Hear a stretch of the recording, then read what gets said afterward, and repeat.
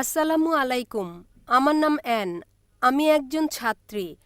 কোনো বিষয়ে পিএইচডি বা ওই সংক্রান্ত কোনো জিজ্ঞাসা নয়, জিজ্ঞাসা আমার সংশোধনের জন্যে।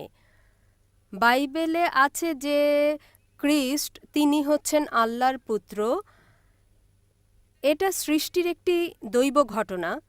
যিনি পবিত্র বাহক হিসেবে এসেছেন জাতির জন্যে, এবং তিনি বলেন যে আল্লাহ নিজে বলেন, এ হচ্ছে আমার ঔরসজাত পুত্র এবং তার প্রতি আমি সন্তুষ্ট।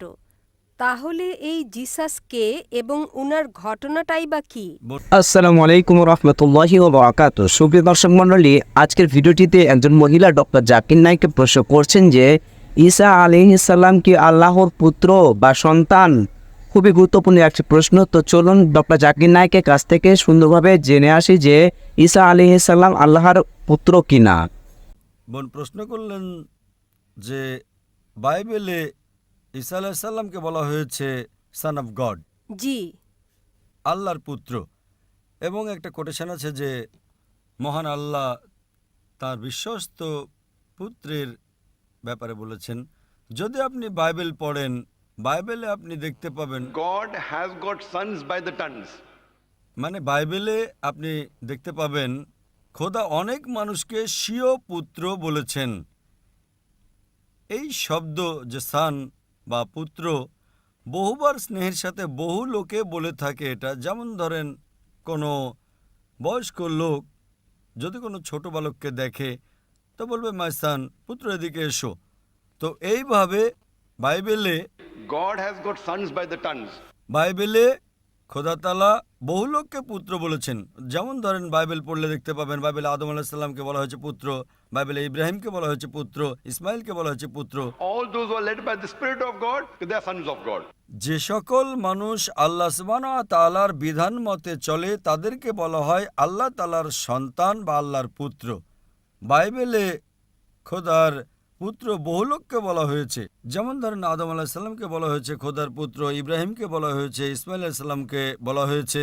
যে কেউ আল্লাহর বিধান মানে বাইবেল বলে যে সে আল্লাহর পুত্র, আল্লাহর সন্তান।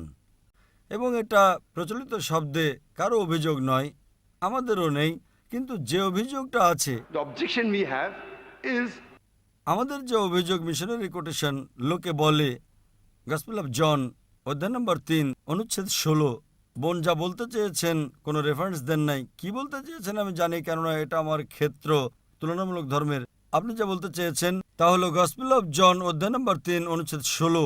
গসপেল অফ জন অধ্যায় 3 অনুচ্ছেদ 16তে যা লেখা হয়েছে, for God so loved the world that he gave his only begotten son, whosoever believeth him shall not die but have everlasting life.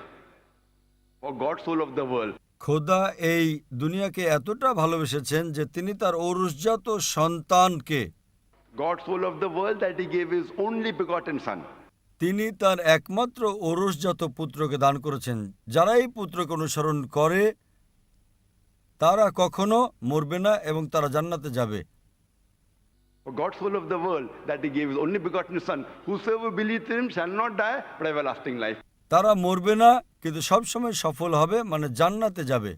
এই যে বাইবেলের অনুচ্ছেদ আছে গসপেল অফ জন অধ্যায় নম্বর 3 অনুচ্ছেদ 16, তাতে যে শব্দ আছে ঔরসজাত, এ ব্যাপারে বাইবেলের বিশেষজ্ঞগণ বলেন এটা সংযোজন, এটা মিশ্রিত, এটা কাল্পনিক, এটা সংযোজন করা হয়েছে। এর মূল কপিতে এই শব্দটা ঔরসজাত নাই, মূল কপিতে ছিল পুত্র। এই ঔরসজাত শব্দ যা রয়েছে এই সংযোজন করেছে, এবং বিশেষজ্ঞগণ বলেন যে এটা মূল কপিতে নেই।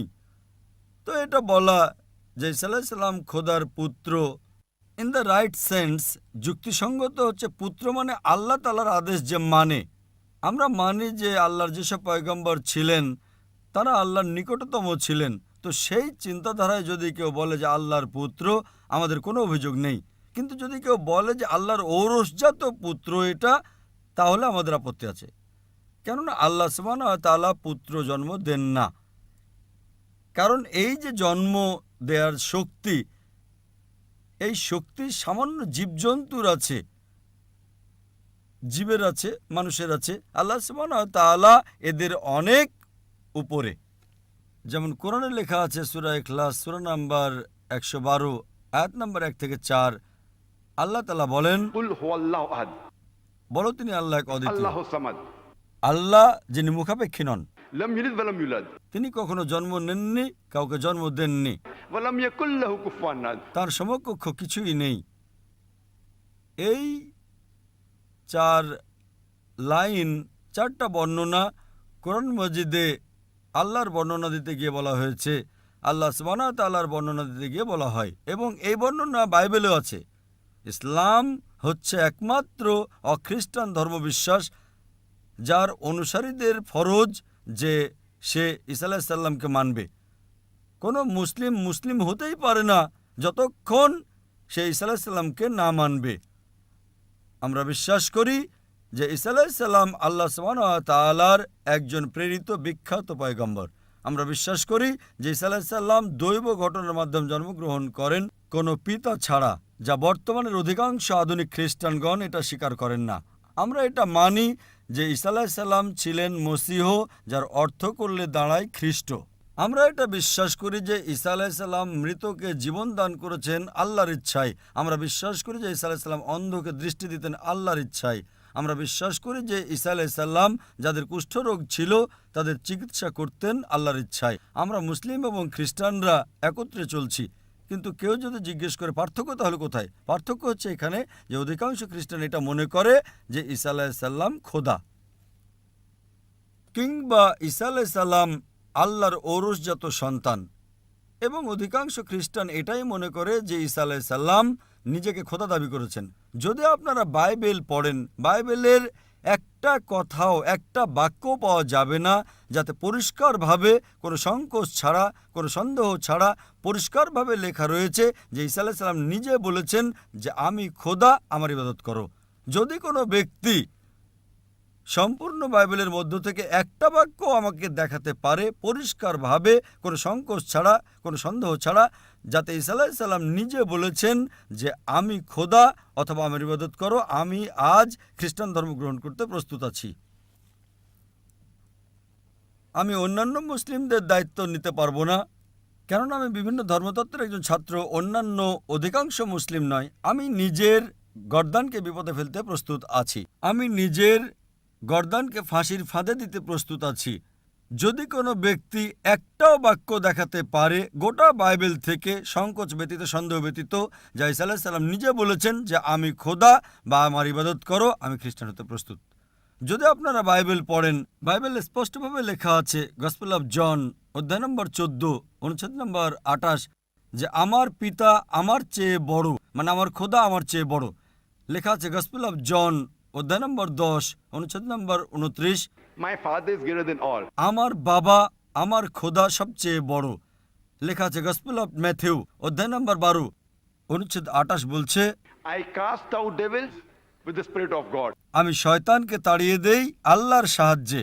লেখা আছে গসপেল অফ লুক অধ্যায় নম্বর 11 অনুচ্ছেদ নম্বর 20, I with the finger of God cast out devils. আমি আল্লাহর সাহায্যে শয়তানকে প্রতিহত করি। গসপেল অফ জন অধ্যায় নম্বর 5 অনুচ্ছেদ 30, I can of my own self do nothing.